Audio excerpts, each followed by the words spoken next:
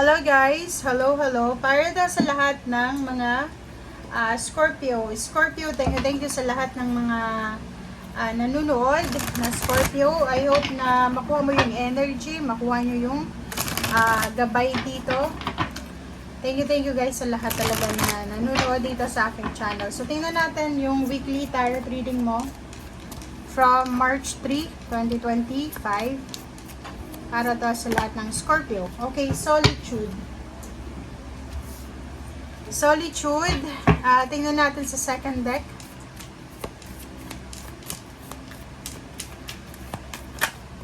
Okay. Proceeding softly, solitude. Okay. Nakikita ko sure dito, Scorpio, etong message ng proceeding softly na to, sinasabi sa'yo na similar din siya dito sa solitude. Ano din siya, parang quiet time. Tingnan mo dito, may inner power grows and moments of quietude. So, sinasabi na sa linggong ito, as much as possible, ano man ang pinagdadaanan mo, masaya ka man, malungkot man, may pinagdadaanan or wala, make sure na tumahimik tayo. Okay? Parang ano lang siya, like for example, if ever mayroon tayong mga stress sa buhay, instead na magalit tayo, magkomentado, ano lang, quiet lang tayo.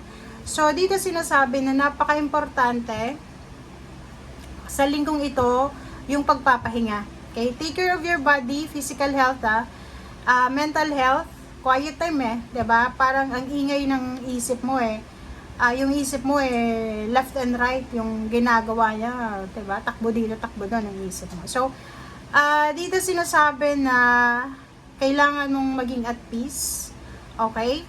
Kailangan mong mag-relax, okay? Sa linggong ito, spend time sa nature. Alam mo ba, yung pinaka magandang grounding na pwede mong magawa is yung paglalakad ng walang tsinelas. Okay? And at the same time, huwag kang mahihiya kung nasa city ka nakatira. Pag may nakita kang malaking puno, yakapin mo kasi yung energy mo may, 'di ba? Parang mapupunta 'yun dun sa puno. Yung puno mare-replenish ka ng energy. Mga bad energies mo mawawala 'yun. So, dito sinasabi na sa linggo ito, be quiet. Okay? May mga gusto kang sabihin, ipagpalinggo mo na 'yan. Next week na, next week na. Huwag muna ngayon, okay? Okay, thank you. Para to sa lahat ng mga Scorpio.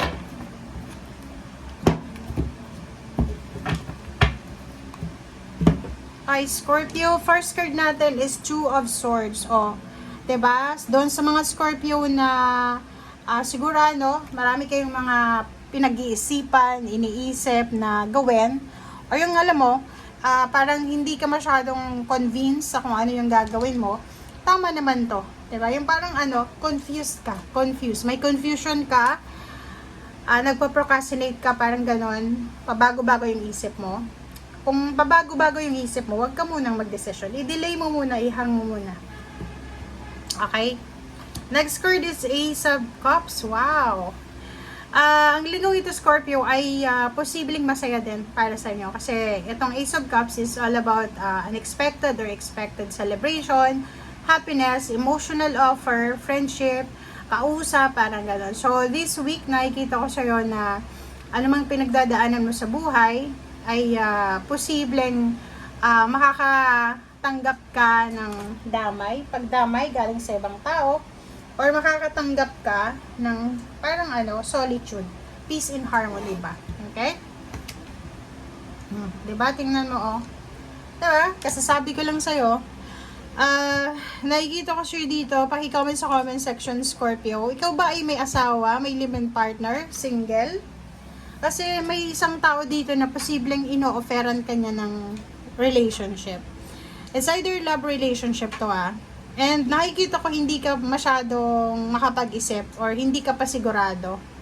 Okay? So kung hindi ka sigurado, tumahimik ka muna, huwag kang gagawa ng desisyon na pwede mong pagsisiyan sa bandang huli. Okay? So, it's your energy to. Nakikita ko sure dito, pwedeng babae kang Scorpio. Pwedeng isang single na lalaki.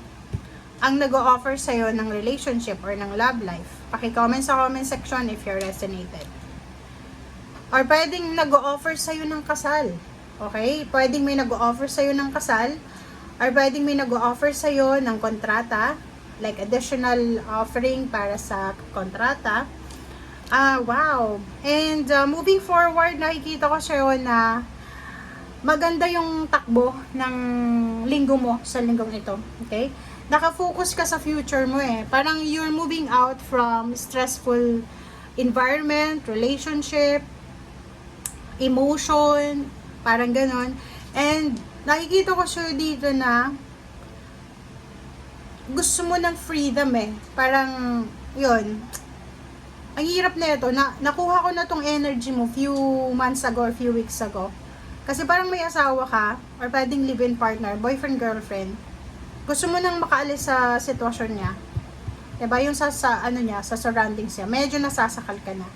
Sakal na yung Scorpio na to. Medyo nakakaawa na siya. And luckily, may nag-offer sa'yo dito. Binata to na nag-offer sa'yo. Nag-offer siya sa'yo na alisin ka niya sa situation na yan. And sinasabi dito na kailangan mo daw mag-desisyon ng mabilis kasi hinihingi ng taong to yung desisyon mo. Ang problema dito, kailangan mong mag-isip, 'di ba? Manahimik ka muna daw, tumahimik ka muna para makapag-isip ka. Wag kang gagawa ng desisyon sa linggong ito ha. Kahit nung halimbawa mag-resign, lumipat ng ibang trabaho, mag-launch ng another business, wag mo yung gagawin ha sa linggong ito. Pahinga ka muna. Okay, Two of Pentacles. Wow! Okay, so yung pinakamagandang mangyayari sa'yo sa linggong ito is yung balanse sa pera.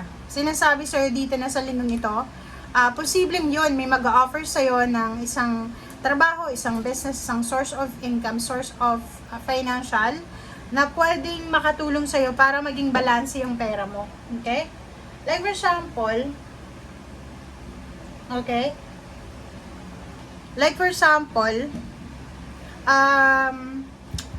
etong Two of Pentacles na to is, anong tawag dyan? Yung pagtimbang sa pera. Okay?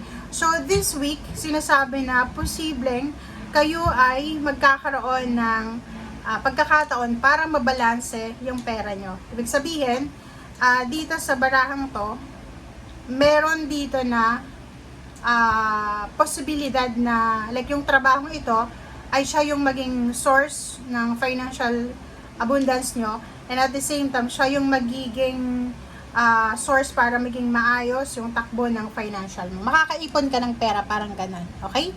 So, yun. And sa ilalim mo is, diba? So, it's a confirmation. Kasi 6 din to eh. Diba? Tingnan mo, dalawa, 66, 12. So, sinasabi sa'yo dito, 3.